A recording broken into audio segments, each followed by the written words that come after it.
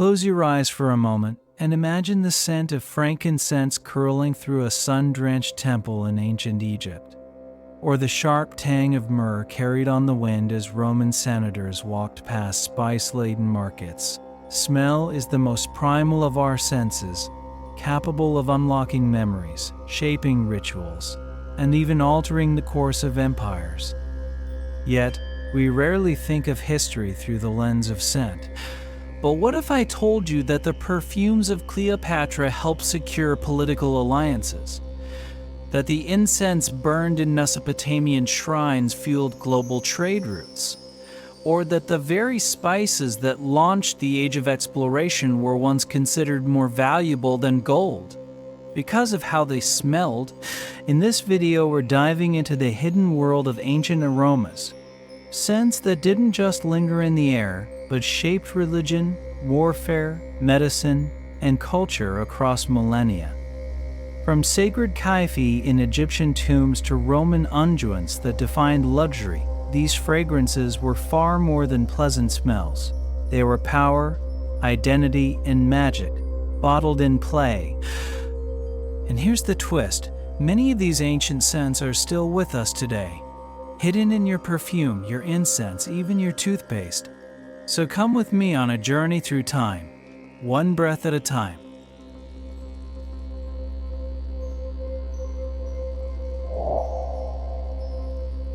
Long before written language, before cities or coins, our ancestors were already speaking a language of scent. Not with words, but with smoke. With the crackle of burning cedar, the resinous whisper of pine, the earthy sweetness of dried sage curling into the sky. This was humanity's first ritual technology, and it began not in palaces or temples, but in caves, on open plains, and around sacred burial sites. One of the most haunting clues to this ancient relationship comes from a place called Shanidar Cave, nestled in the Zagros Mountains of modern-day Iraq. In the 1950s, archaeologist Ralph Selecki uncovered Neanderthal remains surrounded by dense clusters of pollen from flowers like yarrow, hollyhock, and grape hyacinth. For decades, this was hailed as evidence of the world's first flower burial, a tender act of grief and remembrance. But science, as it often does, refined the story. Later research suggested that the pollen may have been carried into the cave not by human hands, but by burrowing bees. And yet, this revision doesn't diminish the moment. If anything, it deepens it. Because even if flowers weren't placed deliberately, the presence of aromatic plants near the dead, whether as bedding, offerings, or simply part of a carefully chosen resting place, still points to something profound. These were not random burials. They were intentional, reverent, possibly scented. Think about that. Over 60,000 years ago, beings we once dismissed as brutish were engaging in behavior that suggests a spiritual awareness, a desire to honor the dead, and perhaps even a belief in what lay beyond. And scent was likely part of that ceremony. Burning aromatic woods or herbs would have cleansed the air, masked decay, and more importantly carried prayers upward in fragrant smoke. Smoke rises, it disappears into the sky. To early humans, that may have seemed like a direct line to the spiritual world. So, archaeological sites across Europe and the Near East support this idea. At the Kyphi cave in Israel, dating back 100,000 years, researchers found evidence of hearths lined with aromatic plants. In South Africa's Border Cave, traces of beeswax and plant resins suggest early humans were crafting adhesives, but possibly also experimenting with scent for ritual or medicinal. Even the choice of burial location, often near springs under overhangs scented by wild herbs. This wasn't just about masking bad smells. It was about transformation. Smoke changes everything it touches, it purifies, it protects, it signals. And in the flickering firelight of the Paleolithic world, the scent of burning juniper or myrtle may have been the first bridge between the living and the unseen. What's remarkable is how universal this practice became. From indigenous Australians using eucalyptus smoke in cleansing ceremonies, to Siberian shamans burning sweetgrass, to ancient Mesoamericans offering copal resin to the gods, the language of sacred smoke echoes across continents and millennia. It is one of humanity's oldest shared rituals. So when we light incense today, whether in a temple, a yoga studio, or our own quiet room, we are not merely enjoying a pleasant aroma. We are participating in a tradition that stretches back to the very dawn of symbolic thought. A tradition where scent was not decoration, but dialogue. Where every wisp of smoke carried meaning, memory, and maybe even a message to the stars. And from those first intentional breaths of sacred smoke, the story of human civilization and its most powerful aromas was just beginning.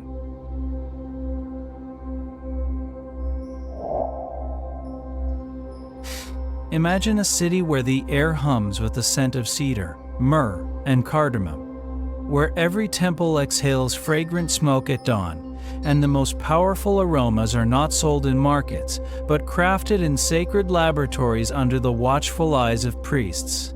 This was Mesopotamia, over 3,000 years ago, and it was here that perfume ceased to be mere ritual and became a science. And at the heart of this olfactory revolution stood a woman whose name still echoes through time, Tapputi. She is the world's first recorded chemist, the first named perfumer in human history, and her legacy survives not in stone but in clay.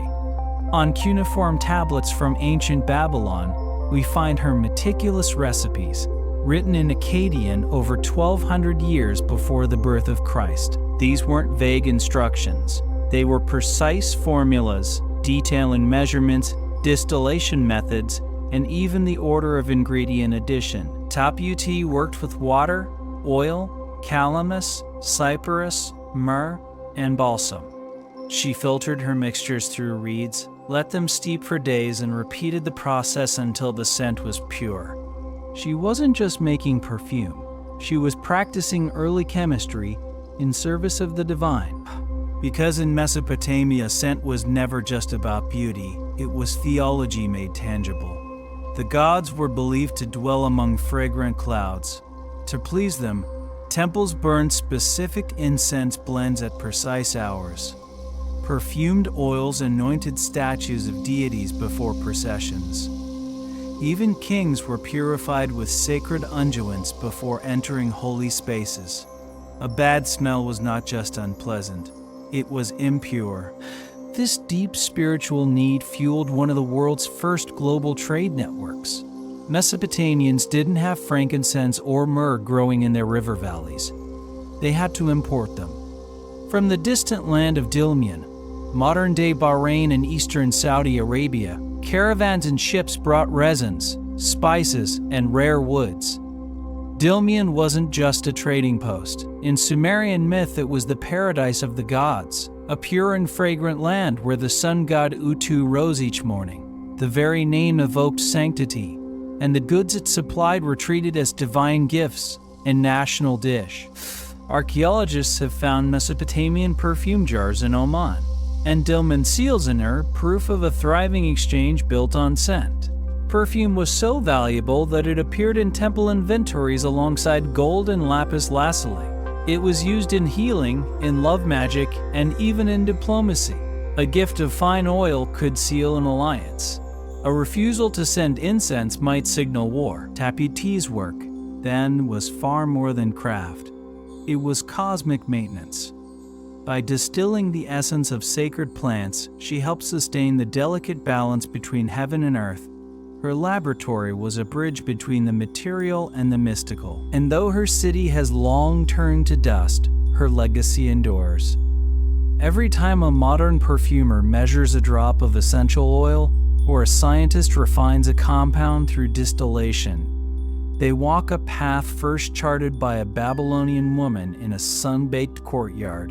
stirring a fragrant mystery for the gods. From divine recipes in clay to global trade in resins, Mesopotamia proved that scent could shape not just rituals but entire civilizations, and the world was just beginning to breathe it in.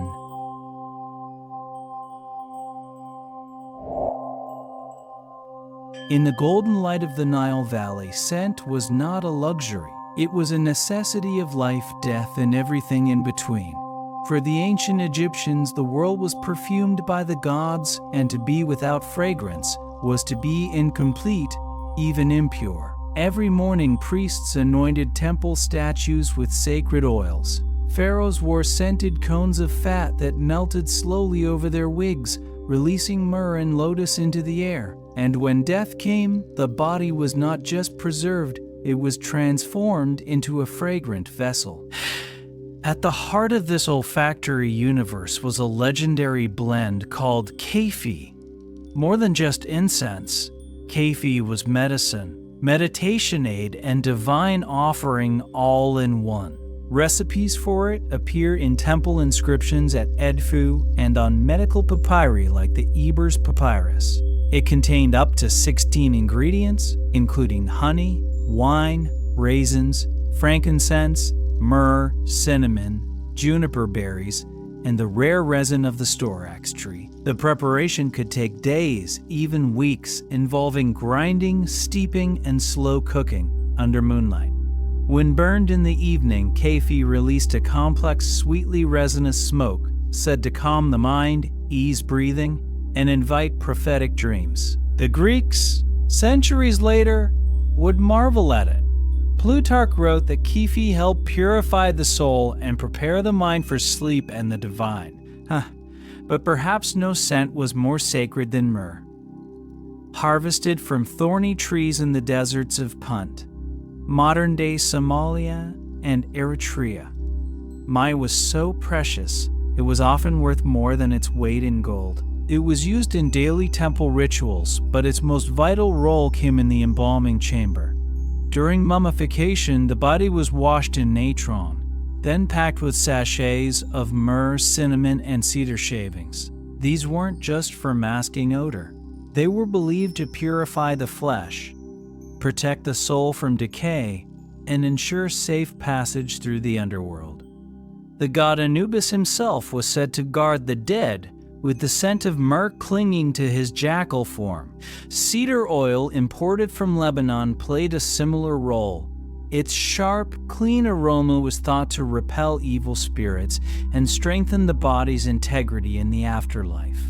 Even the bandages were soaked in fragrant resins, so that every layer wrapped around the mummy carried a whisper of the divine. And then there was Cleopatra. Though she lived in the twilight of ancient Egypt, she embodied its olfactory legacy perfectly. Roman historians claim she scented her sails with perfume, so that her arrival in Rome would be announced by fragrance before her ship was even seen. She didn't just wear scent, she weaponized it, as diplomacy, seduction, and spectacle. For the Egyptians, smell was memory made eternal. To enter a tomb was to step into a cloud of preserved devotion. And today, when scientists recreate Kyphi or analyze residues in alabaster jars, they don't just uncover old recipes, they breathe in a worldview where every scent had a soul, and the afterlife smelled of myrrh, cedar, and hope.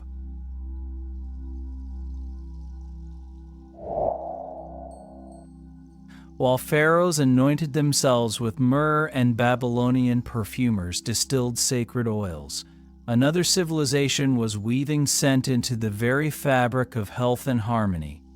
In the fertile plains of the Indus Valley over 4,000 years ago, people were not just using fragrance for ritual or royalty. They were using it to heal the body, calm the mind, and align the spirit with the rhythms of nature. Archaeological evidence from cities like Mohenjo-Daro and Harappa reveals an astonishing sophistication. Elaborate drainage systems, bathing platforms, and fire altars suggest a culture deeply concerned with purity, both physical and spiritual. and scent was central to that pursuit. Residues of sandalwood, turmeric, and neem have been found in ancient vessels, hinting at early formulations for cleansing, protection, and worship. But it was in the sacred texts that followed, the Vedas and later the foundational works of Ayurveda, that this knowledge crystallized into a true science of aroma. Ayurveda, meaning the science of life, emerged around 1500 BCE and placed scent at the heart of well-being. It taught that the human body is governed by three doshas, Vata, Pitta, and Kapha, and that imbalances in these energies lead to illness. Aromatics became a gentle, powerful tool to restore equilibrium. Sandalwood, with its cool, creamy sweetness, was prized for its ability to soothe Pitta, calm the mind, and enhance meditation. Turmeric, earthy and warm, was used not only as a dye and spice, but as a purifying agent with antimicrobial properties, often burned as incense during rituals to cleanse spaces of negative energy. Jasmine, with its intoxicating night-blooming perfume, was linked to love, devotion, and the divine feminine, frequently offered to deities and worn in hair during ceremonies. Crucially, these weren't just folk remedies.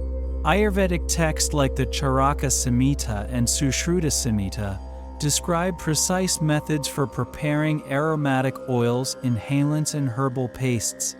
They detail how to extract essences through maceration in sesame oil, how to use steam inhalation for respiratory ailments, and how to anoint the body during daily self-care rituals known as dinacharya. Perfume wasn't vanity. It was preventive medicine. Temples became centers of aromatic practice. Priests would burn blends of guggul camphor and frankincense to create a sacred atmosphere conducive to prayer. Devotees applied sandalwood paste to their foreheads, not just as a mark of faith, but as a cooling, grounding practice. Even yoga and meditation were enhanced by scent, incense guiding the breath, oils calming the nervous system. This holistic view of fragrance as a bridge between body, mind, and spirit laid the groundwork for what we now call aromatherapy. Unlike the status-driven perfumery of Rome or the temple-bound incense of Egypt, the Indus and Vedic traditions saw scent as accessible, personal, and deeply therapeutic, and its legacy endures. Today, sandalwood oil is a staple in mindfulness practices worldwide. Turmeric is celebrated in modern science for its anti-inflammatory properties. Jasmine Absolute remains one of the most prized ingredients in natural perfumery. These are not new discoveries. They are echoes of an ancient wisdom that understood something profound, that what we smell shapes how we feel, how we heal, and how we connect to the world around us.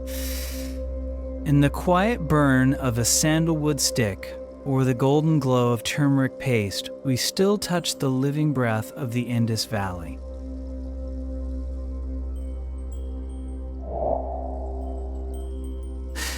In the courts of ancient China, how you smelled said everything about who you were. But this wasn't about luxury or seduction. It was about morality. According to Confucian philosophy, a virtuous person naturally exuded a subtle, clean fragrance, like that of orchids or cassia, while a corrupt soul carried a foul odor no matter how much perfume they wore. Scent, in this worldview, was not applied. It was revealed. And so the pursuit of fragrance became a pursuit of ethical refinement. This belief shaped everything from personal grooming to imperial ritual. Scholars carried sachets of dried herbs like angelica and sweetgrass, not to mask body odor but to cultivate inner purity. Officials were expected to smell of clean linen and light botanicals, a sign of discipline and harmony with the natural order. To reek of sweat or spice was to appear uncivilized, even dangerous. Yet at the same time, the Chinese elite also mastered the art of crafted perfume, especially in service to the divine and the state. In the imperial court, incense was far more than ambience, it was a language. Agarwood, known as Chenxiang or sinking fragrance, was the most treasured aromatic in all of China. Imported from Southeast Asia at great cost, its dense, resinous wood released a deep, complex smoke, woody, balsamic, with hints of spice and sweetness that was believed to carry prayers to heaven. Emperors burned agarwood during ancestral rites, its smoke curling upward like a bridge between the mortal and the eternal. Cassia, a close relative of cinnamon, was another cornerstone of Chinese olfactory culture. Mentioned in the classic of poetry as early as the 11th century BCE, it symbolized nobility and grace. Branches of cassia were offered at altars, infused in ceremonial wines and woven into hair ornaments during festivals. Its warm, spicy sweet aroma was thought to ward off malevolent spirits and invite prosperity. Temples and ancestral halls were designed as sensory sanctuaries. Bronze incense burners shaped like mountains or mythical beasts released fragrant smoke in slow, deliberate plumes. The rhythm of burning, when to light it, how much to use, which blend to choose, was governed by strict ritual codes. Even the architecture helped. Courtyards channeled breezes to carry scent through halls, ensuring that every visitor was enveloped in an atmosphere of reverence. What's remarkable is how this dual tradition, scent as moral virtue and scent as sacred technology, coexisted without contradiction. The inner fragrance of character and the outer fragrance of ritual were two sides of the same coin. Both reflected harmony with the Tao, the cosmic principle of balance and flow. And the legacy of this philosophy lingers. Today, agarwood remains one of the most expensive raw materials on Earth, still used in high-end incense and traditional medicine. Cassia and sandalwood continue to feature in Chinese herbal formulas. Even the modern practice of listening to incense, a meditative ritual where participants quietly inhale and reflect on subtle aromatic notes. In ancient China, to smell good was to be good. And in that quiet equation, fragrance became not just an art, but an ethics woven into the soul of a civilization.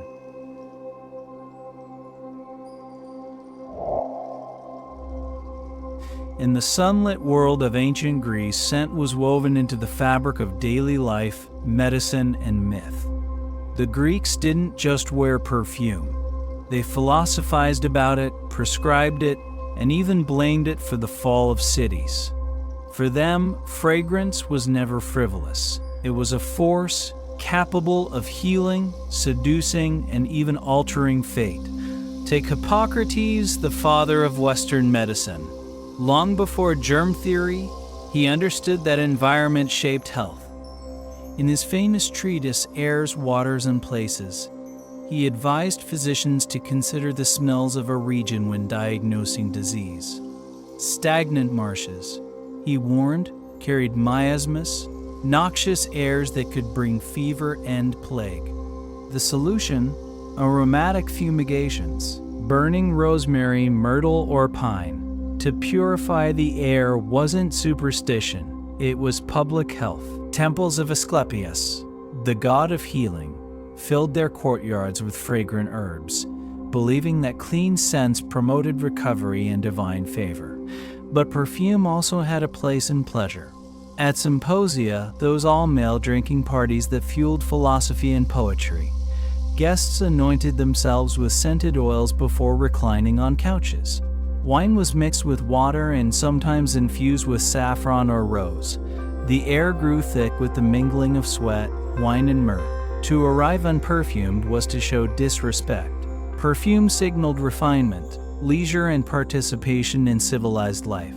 And then there was mythology, where scent became divine power. Aphrodite, goddess of love, wore a magical girdle woven with desire itself. When she fastened it around her waist, its invisible perfume made gods and mortals alike fall helplessly in love.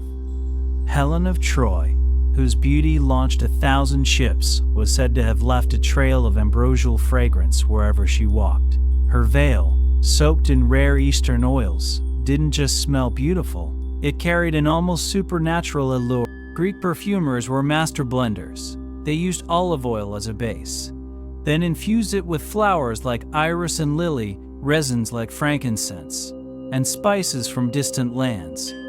The island of Rhodes became famous for its rose-scented unguents, while currents specialized in saffron-based blends. Perfume shops lined the streets of Athens, and recipes were closely guarded secrets. Yet not everyone approved. Philosophers like Socrates mocked excessive perfumery as decadent. Playwrights joked about men who smelled more like courtesans than citizens. There was a tension in Greek thought between the body's pleasures and the mind's purity, a tension that played out in every drop of oil. Still, the Greeks laid the groundwork for a crucial idea: that scent could be both medicinal and aesthetic, sacred and sensual. They inherited aromatic knowledge from Egypt and Mesopotamia, but they refined it through reason, observation, and art. And in doing so, they ensured that the legacy of ancient perfume would not fade with empire, but would flow like scented oil into the heart of Western culture. From Hippocrates' fumigations to Helen's legendary veil, the Greeks taught us that what we smell shapes not only our health, but our humanity.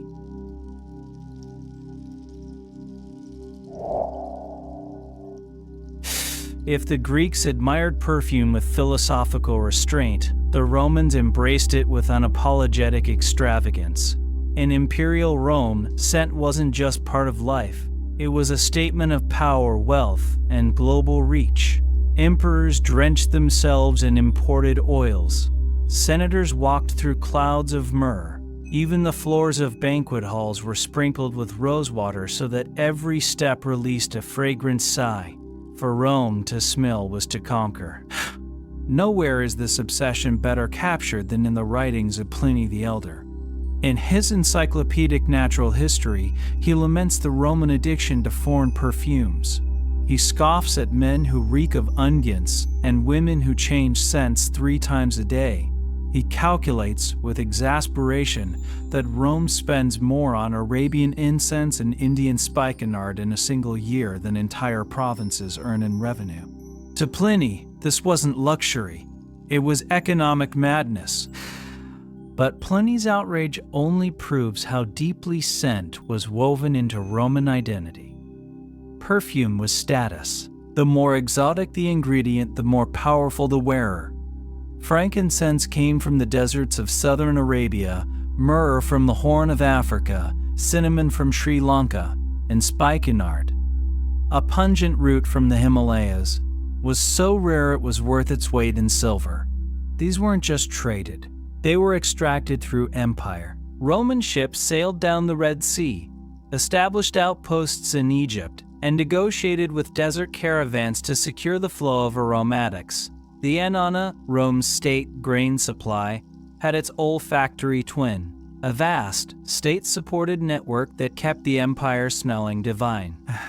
Bathing culture amplified this demand. Romans didn't just bathe, they perfumed.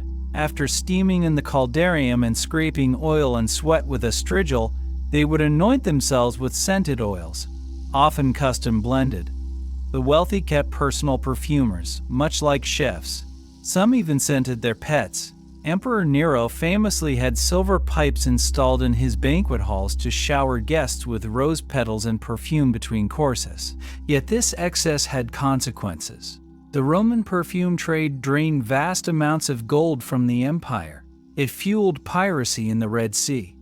It created a class divide so sharp that sumptuary laws were passed, attempting and failing to limit how much perfume a citizen could use based on rank. Still, Rome's olfactory appetite changed the world. It turned local aromatics into global commodities. It linked the Mediterranean to India and East Africa through scent. And it normalized the idea that fragrance was not just for gods or priests, but for anyone who could afford it. Ironically, Pliny himself documented the very recipes he criticized. preserving knowledge that would later feed the perfumeries of Islamic and Renaissance Europe. Rome may have fallen, but its love of scent never did.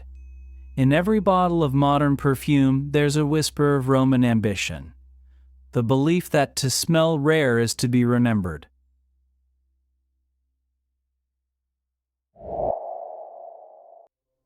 Long before the internet connected the world, there was another network that linked continents, cultures, and civilizations. It didn't run on fiber optics, but on camel hooves, ship sails, and desert winds. And its most precious cargo wasn't just silk or gold, it was scent. The Silk Road was in many ways the world's first olfactory superhighway. Imagine a single grain of frankincense, harvested from a boswellia tree in the arid mountains of Oman. From there, it might be carried by camel caravan across the Rub al-Khalaya desert to the port of Gera. There, it would be loaded onto a dhow bound for Alexandria, where Roman merchants would pay in silver to bring it to the baths of Pompeii. Or perhaps it turned east, traveling overland through Persia, across the high passes of the Pamirs, and into the markets of Chang'an, capital of Han Dynasty China, where it would be burned in imperial temples to honor ancestors. This wasn't just trade, it was transformation. Ingredients that began as local remedies or ritual offerings became global symbols of power, piety, and prestige. Cinnamon, native to Sri Lanka, appeared in Egyptian embalming recipes and Roman love potions. Spikenard, a pungent root from the Himalayas, was so valued in the Mediterranean that it's mentioned in the Bible as an offering fit for kings and later for the anointing of Christ. Sandalwood from India found its way into Chinese court incense and Persian perfumes. Each exchange carried more than fragrance. It carried stories, beliefs, and technologies. And the people who moved these scents were more than merchants. They were cultural translators. Sogdian traders from Central Asia spoke a dozen languages and worshipped multiple gods, adapting their offerings to local customs. Buddhist monks carried frankincense along with sutras, using its smoke to sanctify new monasteries from Bamiyan to Dunhuang. Nestorian Christians burned myrrh in churches from Baghdad to Xi'an. In oasis cities like Samarkand and Kashgar, the air itself became a blend: rose from Persia, camphor from China, cardamom from India, all mingling in the dust and sunlight. The demand for these aromatics reshaped economies. Entire kingdoms rose on the trade of incense. The Nabateans, who controlled Petra, grew rich not from conquest but from guiding caravans of myrrh and frankincense through hidden desert routes. In return, they imported glass, wine, and ideas. What's striking is how scent fostered tolerance. Along the Silk Road, religions coexisted because their rituals often shared the same fragrant language. A Buddhist, a Zoroastrian, and a Christian might all burn resin to purify a space, even if they prayed to different gods. Smell became a universal dialect of the sacred, and though the caravans have long since vanished, their legacy lingers. The spices in your kitchen cabinet, the incense in your meditation space, the notes in your favorite perfume, many trace their journey back to this ancient web of exchange. The Silk Road didn't just move goods, it moved moods, memories, and meanings.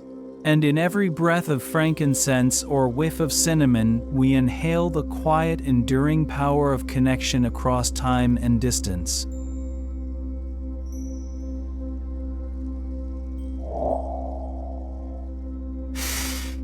Long before churches, synagogues, or mosques filled with fragrant smoke, the idea was already ancient. But in the Abrahamic traditions, Judaism, Christianity, and Islam, incense took on a new dimension. It became more than a ritual. It became revelation, a visible breath of the divine, rising from earth to heaven in silent prayer. Nowhere is this more precise than in ancient Judaism. In the Temple of Jerusalem, the Kyphi, the sacred incense, was not just any blend. It was a divinely ordained formula, described in the book of Exodus with exacting detail. Made from 11 ingredients including stacked onycha galbanum and pure frankincense, it was ground to a fine powder and burned twice daily on the golden altar. The Torah warns that anyone who replicates this blend for personal use will be cut off from their people. This was not perfume. It was holiness made tangible. Only the high priest could prepare it, and only within the temple's inner sanctum. The rising smoke symbolized the prayers of Israel ascending to God, a fragrant covenant written in air. When the temple fell in 70 CE, the physical offering ceased, but the memory endured. In Jewish liturgy, the recitation of the Keter recipe remains a daily act of remembrance, a spiritual incense burned in words when fire is no longer possible. Early Christianity inherited this language of sacred smoke. Though the first followers met in homes and catacombs, they carried the temple's symbolism with them. By the 4th century, as Christianity became legal and then imperial, incense returned to worship, not as sacrifice but as honor. The smoke that once veiled the Holy of Holies now surrounded the Gospel book, the altar, and the congregation. It marked moments of mystery: the consecration, the burial, the Feast of Saints. In Eastern Orthodox tradition, the censer swings like a pendulum of grace, its clouds echoing the cherubim who veil God's presence with wings and song. In Islam, scent also holds a sacred place, but with a different rhythm. While ritual incense isn't part of formal prayer, fragrance is deeply woven into spiritual practice. The Prophet Muhammad is reported to have said, "The love of fragrance is part of my faith." He favored musk and ambergris and encouraged cleanliness and pleasant scents as acts of devotion. In mosques, though no incense is burned during worship, the air is often scented with rosewater, especially during Ramadan or at holy sites. And in Sufi traditions, oud dark, resinous agar wood, is burned during dhikr ceremonies, its deep, meditative aroma helping seekers focus on the remembrance of God. Even today, walk into a Jerusalem synagogue, a Byzantine church in Istanbul, or a mosque in Cairo during Eid, and you'll find traces of this shared olfactory heritage: frankincense in a censer, rosewater on a threshold. Out smoldering in a home, these are not mere customs. They are continuations of an ancient belief that the divine draws near through scent, and that our prayers, like smoke, rise best when they carry the breath of something sacred.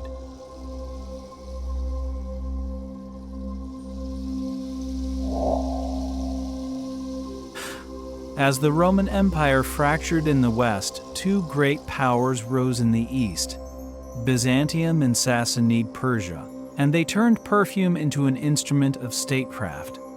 In their glittering courts, scent was no longer just personal luxury.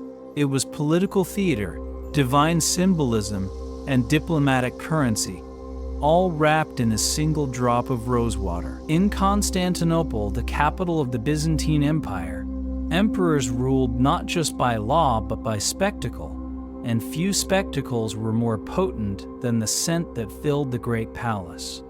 Rosewater, distilled from the petals of damask roses grown in imperial gardens, flowed like liquid prestige.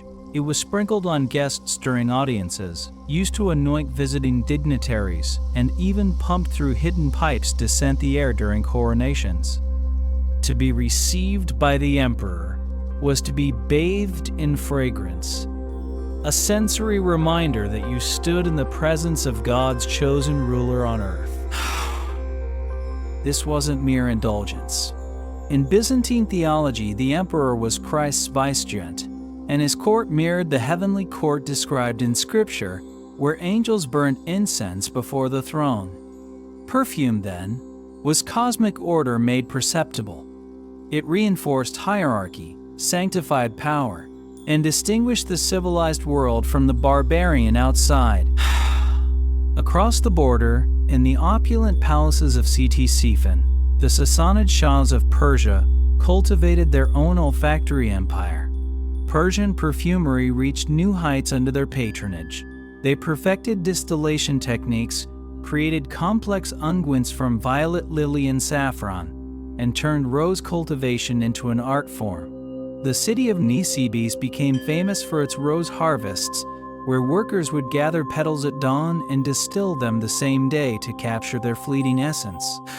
But perhaps the most brilliant use of scent was in diplomacy. When envoys exchanged gifts, they didn't just send gold or silk. They sent perfumed letters, sealed with wax infused with musk. They offered flasks of ambergris oil or boxes of scented pastilles as tokens of goodwill. To refuse such a gift was not just rude. It was a slight against the giver's honor and spiritual refinement. In one famous account, a Byzantine ambassador was so overwhelmed by the fragrance of the Persian court that he reportedly fainted, a testament to the calculated power of olfactory display. Even warfare had its scented dimension. After victories, Persian kings would burn rare incense in thanksgiving. Byzantine generals anointed their standards with balsam before battle, believing it invoked divine protection. What's remarkable is how these rival empires, often at war, shared a common language of scent. Both saw fragrance as a marker of civilization, a bridge to the divine, and a tool of soft power. Their rivalry didn't erase this shared culture, it refined it. And when the Islamic caliphates later absorbed both realms, they inherited this legacy. The rose gardens of Persia and the distillation labs of Byzantium became the foundation for a new golden age of perfumery. In the courts of Byzantium and Persia, a single drop of rosewater could speak louder than an army. For in a world where power was divine, to smell like heaven was to rule like a god.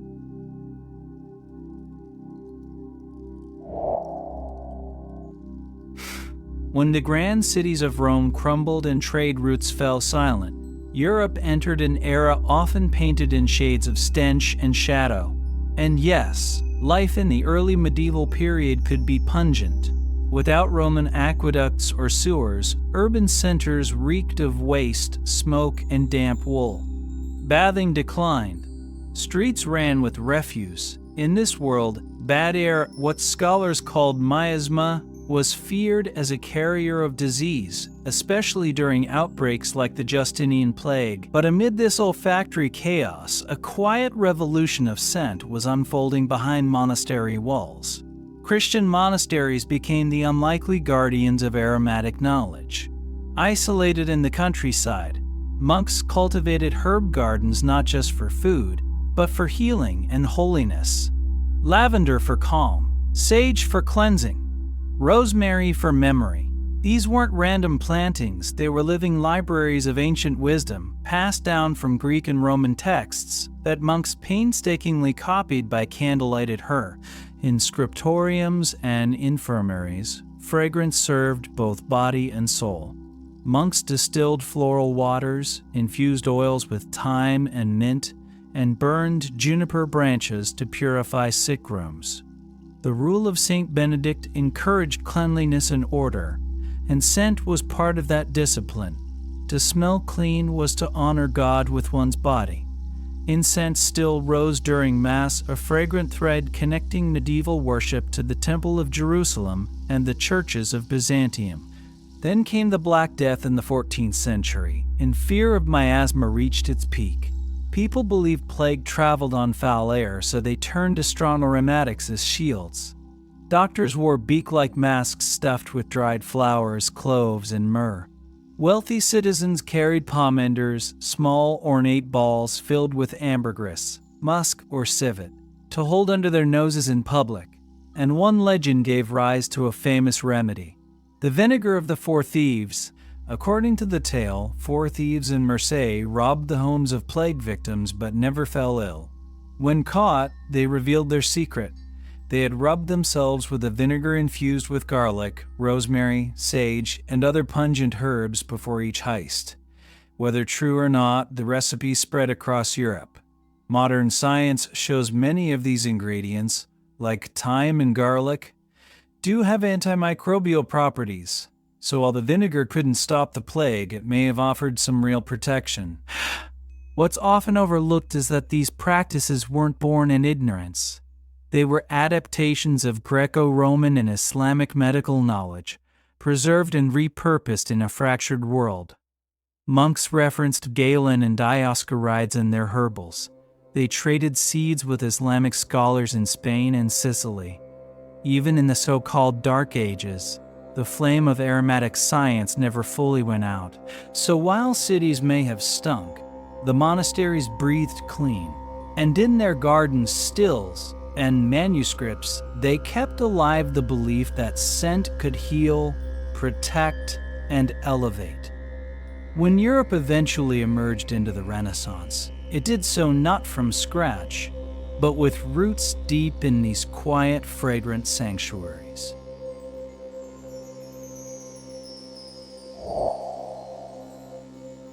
While much of Europe grappled with plague and fragmentation, a revolution in scent was unfolding across the deserts, cities, and courts of the Islamic world.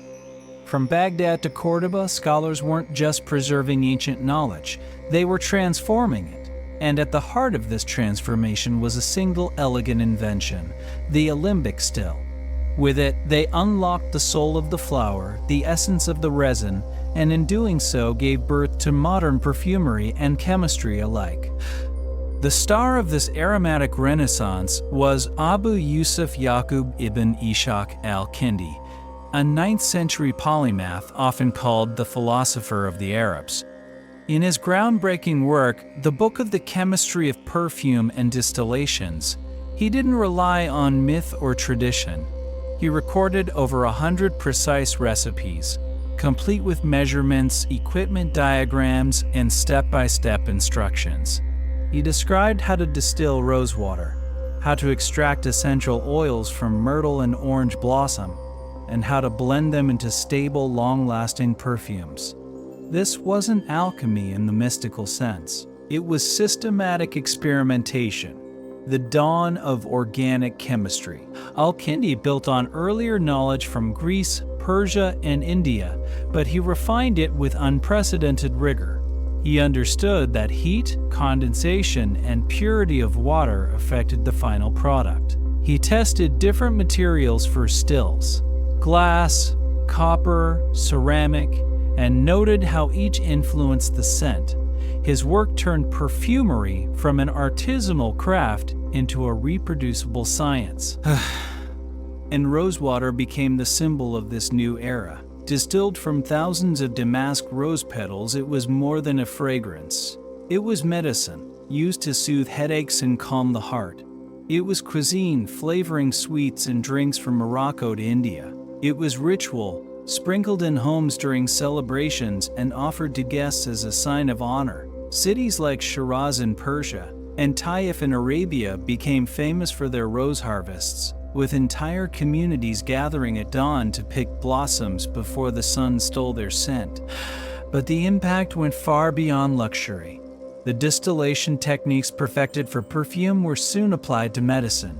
Physicians like Avicenna, whose canon of medicine would dominate European universities for centuries, used essential oils to treat everything from digestive disorders to melancholy. Alcohol itself, first isolated through distillation in this period, became a solvent for tinctures and a base for antiseptics. Crucially, this knowledge wasn't hoarded. It flowed through paper mills, libraries, and translation houses. Arabic texts on perfumery were later translated into Latin, making their way into monastic scriptoriums and eventually the workshops of Renaissance apothecaries. The word alcohol comes from the Arabic alcohol. Alembic from alembic, even perfume traces back to the Latin perfume through smoke, but its modern form was shaped in Islamic labs. So when you spritz a floral eau de toilette or add a drop of lavender oil to your diffuser, you're using a technology refined over 1,000 years ago by scholars who believed that understanding nature's fragrances was a path to both healing and divine wisdom. In the Islamic Golden Age, scent wasn't just beautiful, it was a revelation, captured, drop by drop, in glass.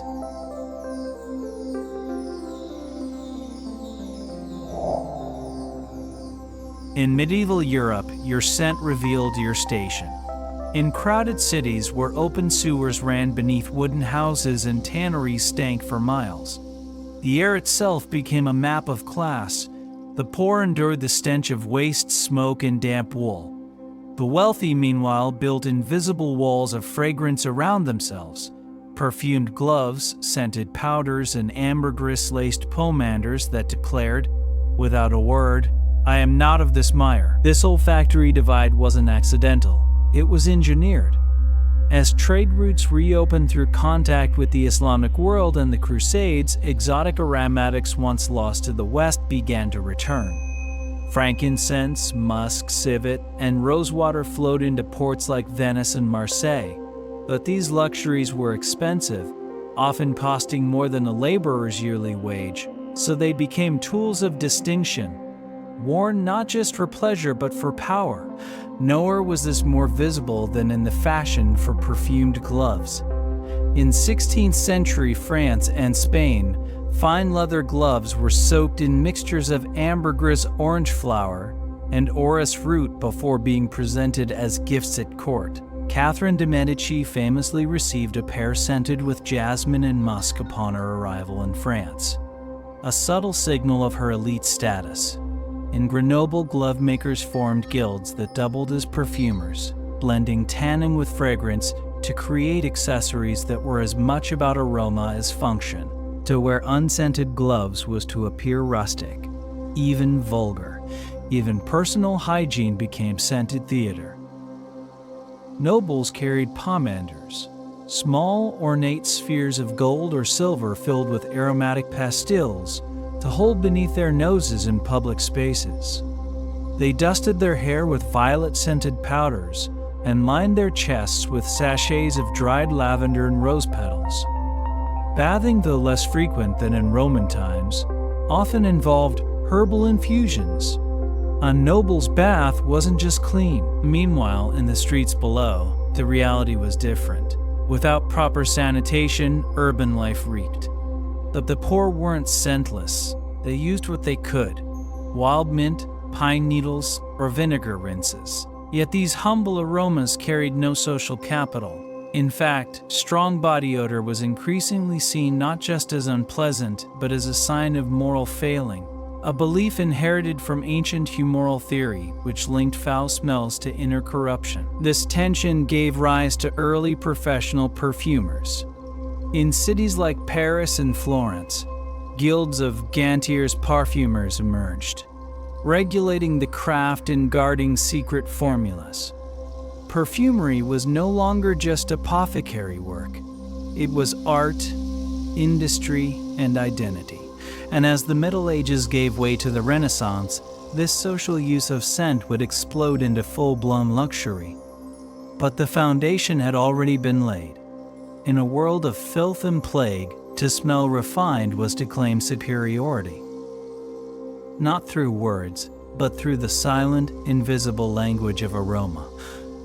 In medieval Europe, fragrance didn't just mask reality, it rewrote it, one scented glove at a time.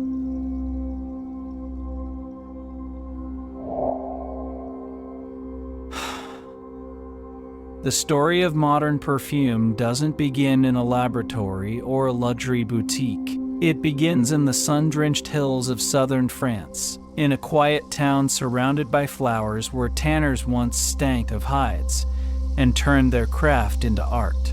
That town is Grasse, and its transformation marks the moment perfume shifted from medicine and ritual to personal expression, fashion, and desire. In the 16th century, Grasse was known not for fragrance but for leather.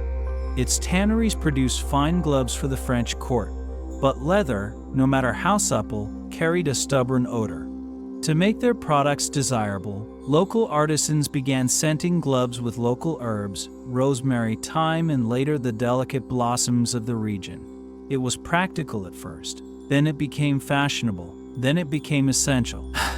The turning point came with a queen. When Catherine de' Medici married the future King Henry II of France in 1533, she didn't just bring political alliances. She brought her personal perfumer, René Le Florentin, a master of the Florentine art of distillation.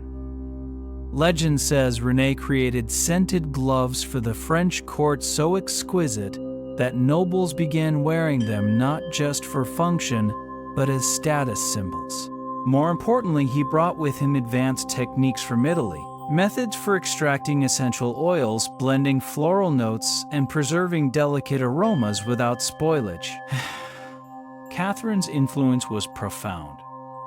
She turned scent into courtly spectacle. Her apartments were perfumed daily, her linens were steeped in orange blossom water, and her patronage gave perfumers a new role, not just as apothecaries, but as artists of the senses. Grass, already experimenting with local blooms, seized the moment. Its mild climate and fertile soil proved perfect for growing jasmine, tuberose, and May rose, flowers too fragile for transport but ideal for on-site distillation. By the 17th century, grass had pivoted from tanning to perfumery. Families like Eliminard and Molinard built stills, cultivated flower fields, and developed enfleurage, a painstaking method of capturing scent by layering petals. This was more than industry. It was a cultural shift. Perfume was no longer primarily medicinal, as it had been in monasteries, nor purely sacred, as in temples and churches. Now, it was intimate, personal. A woman might choose a violet scent to convey modesty, or musk to suggest allure. A man might wear leather and amber to project strength. Scent became a language of identity. By the 18th century, grass supplied the entire French court, and later, the world. Even during the French Revolution, when luxury was suspect, perfume endured. Rebranded as eau de toilette for daily grooming rather than aristocratic excess. Today, grass remains the spiritual capital of perfumery. Its fields still bloom with the same flowers that once masked the smell of leather. And its legacy is everywhere, in every bottle labeled eau de parfum, in every fragrance that tells a story not of gods or plagues, but of a person. The Renaissance didn't just rediscover antiquity. It reinvented scent as something worn close to the skin, chosen with care, and shared in a whisper. And in the hills of Grasse, the modern art of perfume was born, not in smoke, but in blossom.